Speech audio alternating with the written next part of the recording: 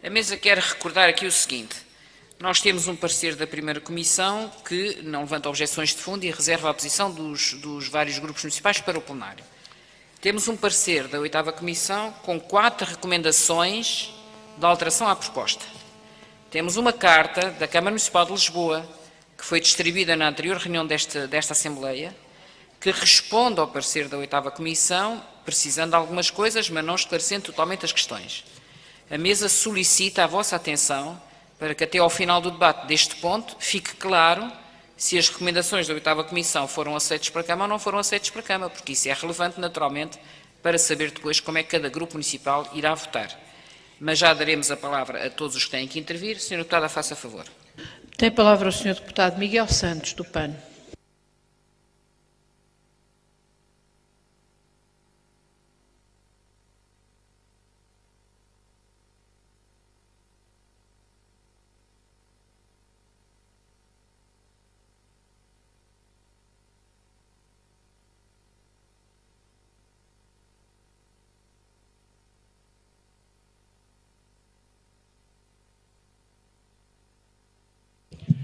Senhora Presidente, Senhores Secretários, Senhores Vereadores, colegas deputados, público, imprensa, o PAN, de uma forma geral, concorda com a reabilitação da zona do Campo das Cebolas e com a substituição do estacionamento à superfície por estacionamento subterrâneo que devolve o espaço da cidade às pessoas, nas condições que, entretanto, foram propostas.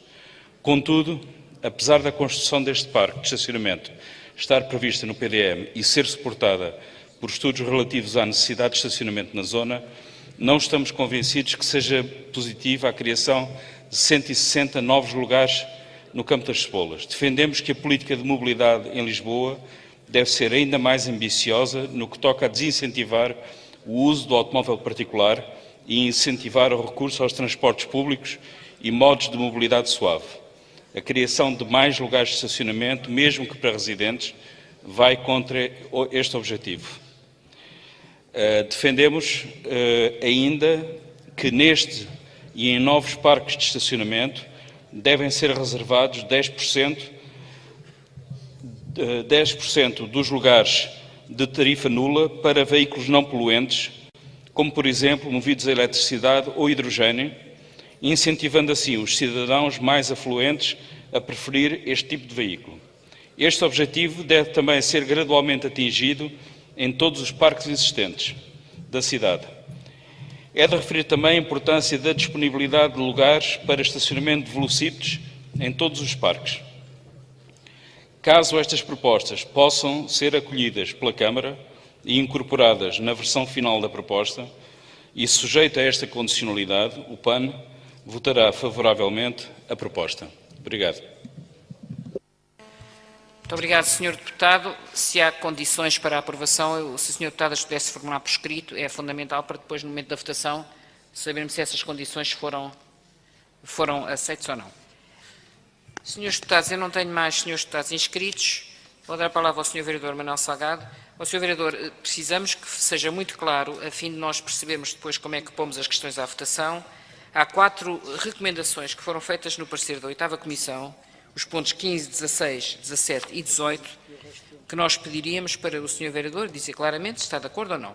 Os pontos 15, 16, 17 e 18 do parecer da oitava Comissão. E há uma recomendação que eu já distribuí à bancada da Câmara, feita pelo Sr. Deputado do PAN, que, no fundo, propõe que haja uma reserva de 10% de estacionamento para veículos ecológicos. Se o Sr. Vereador esclareça sobre estas questões, para depois a mesa saber como é que põe à votação a proposta.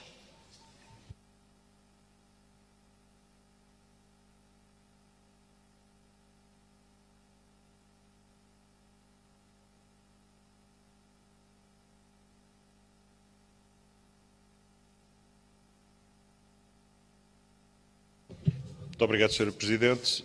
Eu, se não se importa, gostava só de lhe perguntar se quer que responda também a algumas das preocupações que os senhores deputados manifestaram e depois respondia a esta no fim. Muito obrigado. Então, vamos lá ver. Primeira questão. Este parque de estacionamento está previsto ter apenas um piso e é referida na exposição que foi aqui apresentada, que eu teria dúvidas sobre a cota a que ficaria a soleira do parque de estacionamento, pois é lógico que tenha essa dúvida, porque vão ser feitas sondagens arqueológicas por um lado, geológicas por outro, e só a partir do resultado dessas sondagens é que se estabelecerá exatamente se é a cota 2 ou se é a cota 2,5. E, portanto, não é possível neste momento dar um valor absoluto, sabendo que o nível freático máximo deverá andar, porque é variável, a cerca de 2,20. Segunda preocupação que é posta é sobre o abate de árvores. Eu gostava de explicar que já quando foi da Ribeira das Naus, houve uma grande contestação sobre a Ribeira das Naus e sobre as árvores. Os plátanos foram transplantados e, pelos vistos, estão de boa saúde, estão alinhados junto às agências e hoje, aliás, dentro de uma semana, haverá mais árvores plantadas na Ribeira das Naus do que aquelas que havia antes da intervenção. E o mesmo em relação à arqueologia. Quando me perguntam como é que a Câmara garante que salvaguardará a arqueologia, nós temos a prova ao lado, que é a Ribeira das Naus. O processo foi acompanhado desde o início por arqueólogos e foi sendo o projeto adaptado aos vestígios arqueológicos que se encontraram.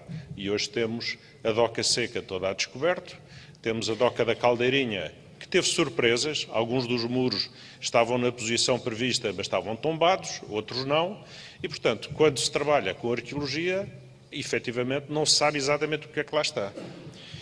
Perguntam-me depois, mas porquê uma variação de 10%? Bom, eu gostava de explicar que esta decisão de prever uma variação de 10%, seja na implantação, seja no número de lugares dos parques de estacionamento, foi uma decisão que foi tomada há cerca de 3 anos, que todos os direitos de superfície daí para a frente assim se estabelecesse, porque acontece que quando são feitas os projetos de execução e o levantamento rigoroso, muitas vezes só depois da obra iniciada, das infraestruturas que têm que ser relocalizadas, há acertos nos parques que a história nos mostra, em todos os parques que foram feitos na cidade de Lisboa, que há variações de dimensão e de capacidade.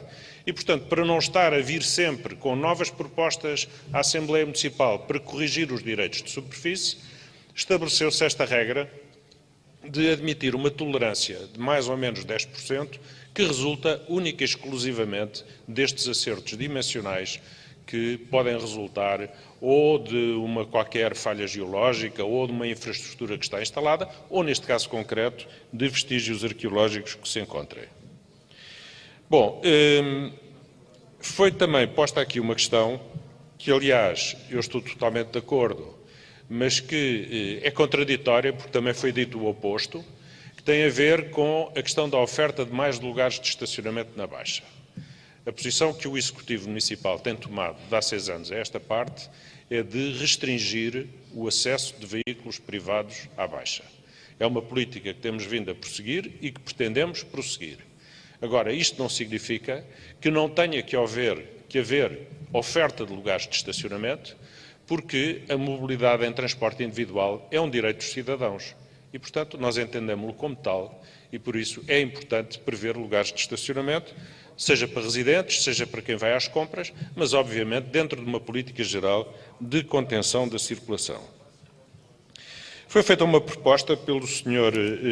Deputado do PAN, que nós aceitamos integralmente, ou seja, prever 10% dos lugares com carregamento elétrico ou para veículos a hidrogénio e que esta medida seja generalizada a todos os parques de estacionamento do município, futuros e atuais.